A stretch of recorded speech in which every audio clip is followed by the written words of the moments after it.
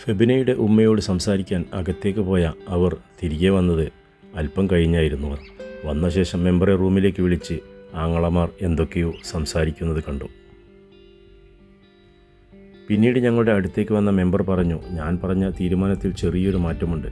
ഇനി നിങ്ങൾക്ക് സമ്മതമാണെങ്കിൽ നാളെ തന്നെ വക്കീൽ വഴി ബന്ധം ഒഴിവാക്കാൻ ഇവർ റെഡിയാണെന്നാണ് പറയുന്നത്.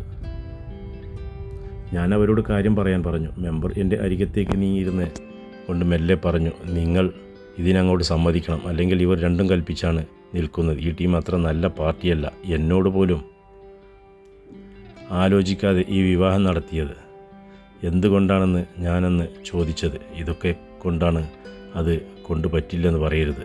അവർക്ക് മഹർ മാത്രം മതി, പൈസയൊന്നും വേണ്ട എന്നാണ് പറഞ്ഞിരിക്കുന്നത്. ആലോചിക്കാനൊന്നുമില്ല, സമ്മതിക്കണം.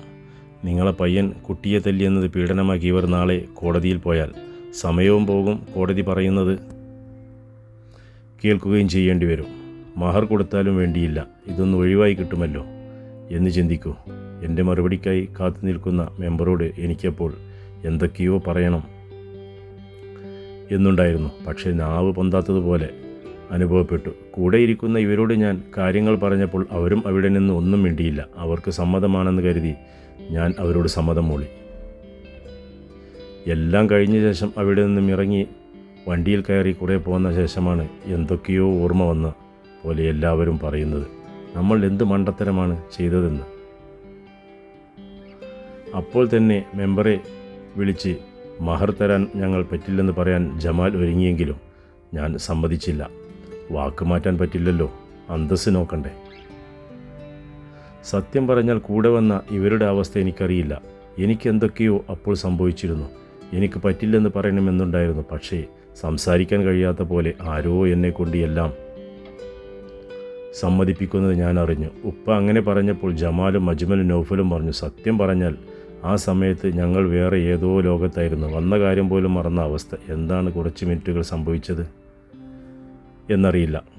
എന്തോ സംഭവിച്ചിട്ടുണ്ട്, അല്ലെങ്കിൽ ഞങ്ങൾ ഇങ്ങനെ ഒരു വിവരമില്ലായ്മ ചെയ്യുമോ? എൻ്റെ സംശയം ആ തള്ളക്ക് വല്ല മാരണവും ചെയ്യാൻ അറിയുമോ എന്നാണ്. ഈ വിഷയം അങ്ങോട്ട് സംസാരിക്കാൻ പോകില്ലെന്നുറപ്പിച്ച നമ്മൾ തന്നെ അങ്ങോട്ട് ചെന്നു. അവർ പറഞ്ഞതുപോലെ ചെയ്യില്ല എന്ന് പറഞ്ഞ നമ്മൾ അവർ പറഞ്ഞതനുസരിച്ചു. എന്തോ പന്തികേട് സംഭവിച്ചിട്ടുണ്ട് എന്നൊക്കെ ഉപ്പ സംശയത്തോടെ പറഞ്ഞതും ഷാഫി പെട്ടെന്ന് സുർമിയെ നോക്കി.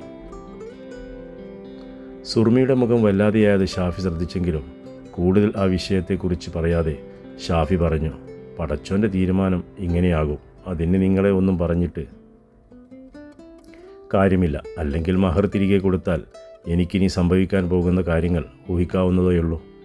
എന്നേക്കാൾ ഉപ്പക്ക് അത് അറിയാമെന്നുള്ളതും എനിക്കറിയാം.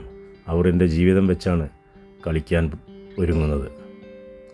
നേരിട്ടല്ലേ പറ്റൂ എന്ന് പറഞ്ഞ് ഷാഫി പുറത്തേക്ക് നടന്നു. ഉമ്മ പറഞ്ഞു, മഹർ തിരിച്ചു കൊടുത്ത് ഇങ്ങനെ ഒരു തീരുമാനം ഉണ്ടാകാനായിരുന്നെങ്കിൽ നിങ്ങളാരും അങ്ങോട്ട് പോകണ്ടായിരുന്നു. എൻ്റെ കുട്ടിക്ക് നല്ല ടെൻഷൻ വന്നിട്ട് അതാണെന്നും പറയാതെ പുറത്തു പോയത്.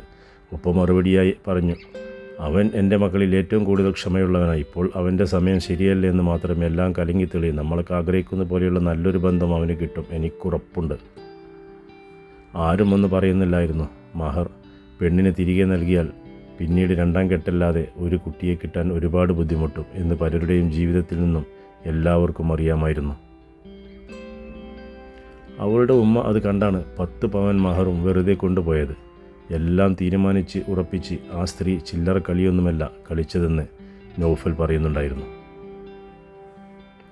പിറ്റേന്ന് തന്നെ വക്കീൽ മുഖാന്തരം ഫെബിനയുമായുള്ള ബന്ധം വേർപ്പെടുത്തിയ ഷാഫി വീട്ടിൽ നിന്നും പുറത്തേക്ക് ഇറങ്ങാതെ തൻ്റെ ഇനിയുള്ള ജീവിതം ആലോചിച്ച് കിടക്കുമ്പോഴാണ് ഫെബിനയുടെ നമ്പറിൽ നിന്നും വാട്സപ്പിലേക്ക് വന്ന മെസ്സേജ് കാണുന്നത്.